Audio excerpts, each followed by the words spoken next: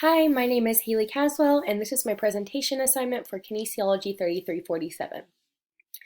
The name of the article I chose is A Low-Carb, Ketogenic Diet Reduces Body Mass Without Compromising Performance in Powerlifting and Olympic Weightlifting Athletes.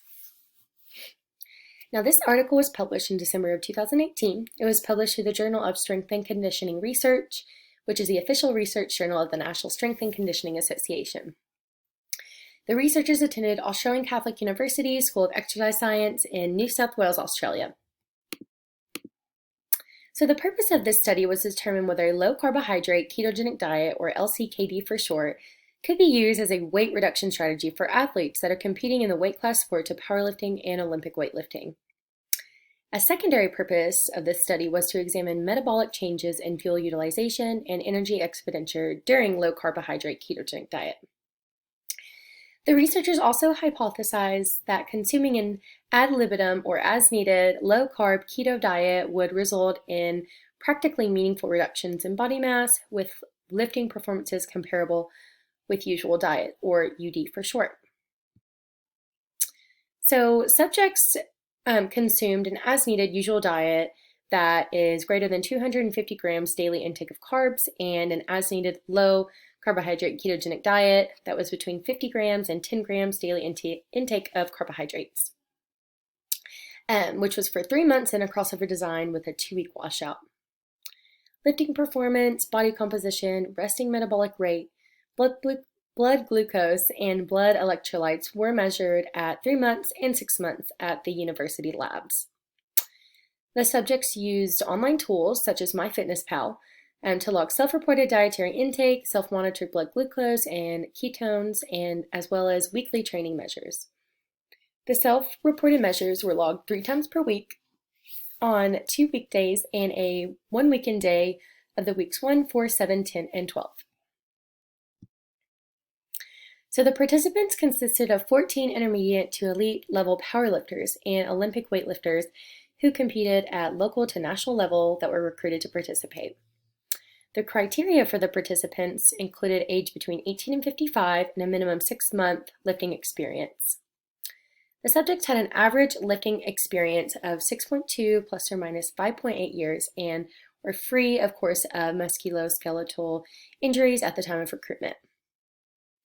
Then, after being informed of the risks and benefits of the study, the subjects did provide written consent. So the diets that these participants undertaken is the low-carbohydrate ketogenic diet. So if you're not familiar with that, that is 70% fat, 20% protein, and then between 50 to 10% grams of carbohydrates. So very low amount of carbs and high amount of fat intake. And they were also provided with counseling and resources to assist in adhering to the diet. The resources included printed and electronic suggested daily meal plans, recipes, and list of foods that were categorized as encouraged to eat in moderation, and foods to avoid. The food lists encourage a focus on eating unprocessed foods consisting of green leafy veggies and raw nuts and seeds, eggs, fish, meats, dairy products, and plant oils from fat, from avocados, coconuts, olives, so foods like that that are high in good fats. Now, the results of this study was that powerlifting and Olympic weightlifting athletes did decrease body mass and achieved lifting performances that were comparable with their usual diet when consuming the as-needed low-carb ketogenic diet. The stored glycogen and storage of water did contribute to about a 2-kilogram weight loss reduction during either energy or carbohydrate restriction. Now, the post-analysis revealed that body mass was significantly lower at the end of the 3-month low-carb keto diet phase compared with the end of the 3-month usual diet phase. And then the lean mass, however, was also significantly lower at the end of the 3-month low-carb keto diet phase compared with the 3-month usual diet. And the conclusions of this study include lean body mass losses are an undesirable consequence of weight reduction because of the potential negative effects on performance. And although many strategies are available for athletes wanting to reduce weight, weight making strategies are not without risk and unfortunately are not universally effective for all athletes. The study found that neither training quality nor lifting performances were adversely affected during a relatively long exposure to the low-carb keto diet.